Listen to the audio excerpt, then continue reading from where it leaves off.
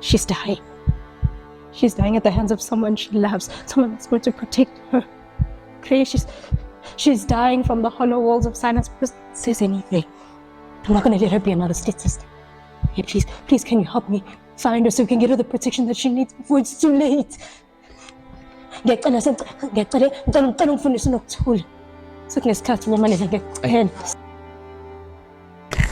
going to let her be another statistic.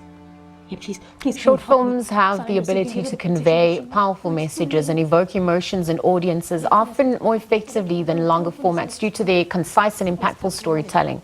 And our award-winning filmmaker Palesa Buyeye has made waves in the international film scene with a powerful short film. It's called Nokuthula Is Missing, which was earned the prestigious 2024 JCS International Young Creators IEmmys Award. This film is a poignant call to action, really shedding light on the urgent need for reform in South Africa's justice system, as well as addressing the devastating issue of gender-based violence and femicide. And so this morning, to chat further about the film, as well as the inspiration behind it, is Palesa Buyeye. Again, Palesa, welcome, and thank you for making time to be here. And congrats. Thank you so much for having me. Thank you. Oh my gosh. I mean, flying the flag high for South Africa and being a recipient, let me get this right, of the 2024 JCS International Young Creators IEmmys Award. Yes. How does it feel, being that flag bearer of sorts and telling such a poignant story that needs to be told? Yeah, oh my gosh. I think I've been saying this for weeks, it's just so surreal. I think more than anything, I think Africa has been really the world has been looking at African stories for a while now. Yes. I mean, some of the biggest blockbusters have been shot in Cape Town. And I think it's just means so much to me that I'm part of the filmmakers that are telling our stories on an international stage or getting that international recognition. And I think it's also just a reminder that our stories are it. We have the source, we have it. And what we have is enough to get us to wherever we want to go and take us far. Yes, it's about stimulating that creative economy, but also adding to our agency and telling our stories, not having our stories being told for us. Yes. We're in 16 days of activism against GBVF in our country, and it's a sensitive time because we know this happens all year round, but because we are shining a spotlight, and this is some of the themes that you explore in your works, why was it pertinent for you to do that? I think so. Specifically, what inspired it was a statistic that was brought to light around June by Fidusa, which found that approximately 87 cases in the Western Cape that were related to gender-based violence had been swept under the carpet and struck off the roll.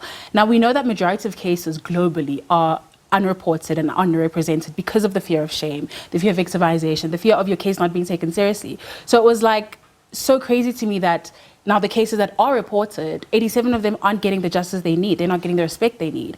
So I really wanted to pose the question, where do we find Nokuthula? Where do we find peace, if not in the hands of those that are meant to protect us? Yeah. We also know the statistics in South Africa are just so jarring that when you're reporting a crime, especially GBV, there's a high chance that you're reporting to another abuser, whether he's an abuser in his own right or an abuser because he perpetuates violence by not taking your case seriously, or like the case in 2018, that young pregnant woman that was raped by a police officer in Cape Town.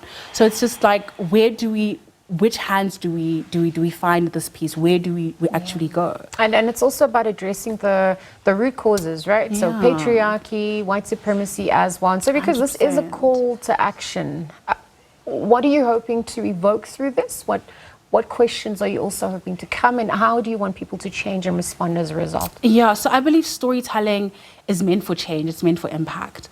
The main purpose of this was to start the conversation, because I feel like during 60 days of activism and throughout the year, yes, we do speak about gender-based violence, but we don't really speak about it as much.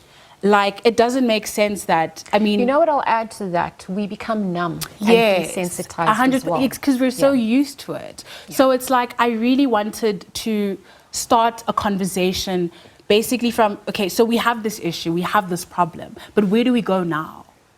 How do we solve it if we can't solve it in the systems that are meant to help us solve it? Yeah. I think also the main purpose of it was to also just give voice to the voiceless, because I think art is meant to give voice to the voiceless, and gender-based violence, the nature of it is it robs you of your voice. Whether it is because as a young black girl, for example, we know customs, we know traditions, you know family members getting abused, but it's hard for you to say anything because you have to respect the elders, that type of thing. But when something is presented in story, it's so much easier to have a dialogue and a conversation about that. And I think people are also able to see it better because it's reflected. And it's a short form exactly. format, so it's immediate. It works to our attention span. What would be the challenges, though, for you as an African creative? Yes, the opportunities are there, but you're also competing with the big, film producers, makers, and houses as well. Yeah. I'm so glad you asked that question because I've been at SABC. It's definitely funding. There isn't a lot of funding, especially for young black female filmmakers.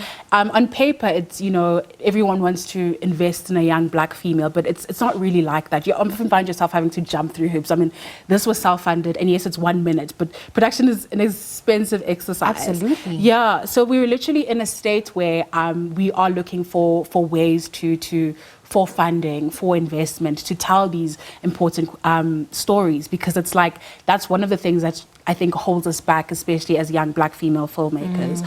I mean, you've also got your own production company, your Body of Work Productions. Yes. How intentional are you about who you collaborate with, who you work with, the representation and the gender agenda that comes to the fore? So I'm very intentional about that. I think this is something that has been spoken about a lot recently. I think as young people, it's so important to collaborate with your peers. Yes. As much as, we are looking for the funding from up top, but it's so important to use what you have, to make what you can with what you have until you're able to get, a bigger scale, bigger funding, more, that type of thing. So I'm very intentional about collaborating with people that are inspired by the story, that the story means more to them more than anything. Like I said, this was zero budget. Our lead actress, Lihle Ngobo, she's a star who's worked on a number of big productions, but she was so inspired by the actual story more than anything that she was happy to jump on. So it's really about people that see the vision more than anything. So, I mean, you're now represented on the global stage and you're flying the flag. So what else can we expect from you? How do we also follow you and keep up with your conversations? Amazing. So you can follow me at Pali_Babs on Twitter and at Pali_Lesa on Instagram. You can also see the short film on the International Emmy website, which is on all my bios. And we're looking at, so we believe Nokuthula is you, Nokuthula is me, Nokuthula is all of us. So we'll be adding 2 more films to the anthology series with a different lead actress to just sort of show that gender-based violence is something that I think it happens on a spectrum. It's not just this one big event. So we want to show the microaggressions that happen that lead up to that, and have conversations about that, because we think that's so important as well. And we're looking at, hopefully in a year or 2, maybe have like an official daytime, nighttime Emmy of sorts, and I'll be in the seats again or something. From your lips to God's ears. Amen. Let's leave that there. Palesa, thank you for joining us. Thank you so much for having me. Thank you for healing us through your work, for telling your story. Keep up the great work. And I guess, we'll see you at the next award show, because it's coming. Again, Palesa Buyeye, award-winning filmmaker this morning, chatting about her inspiring story and her passion for social justice through filmmaking. Nokuthula Is Missing as a testament to the power of storytelling, as well as driving change at large. Again, thank you to her for joining us at this hour. She's dying. She's dying at the hands of someone she loves, someone that's going to protect her. She's dying from the hollow walls of silence. Because says anything. I'm not going to let her be another statist. Hey, please, can you help me find her so we can get her the protection that she needs before it's too late? I'm not going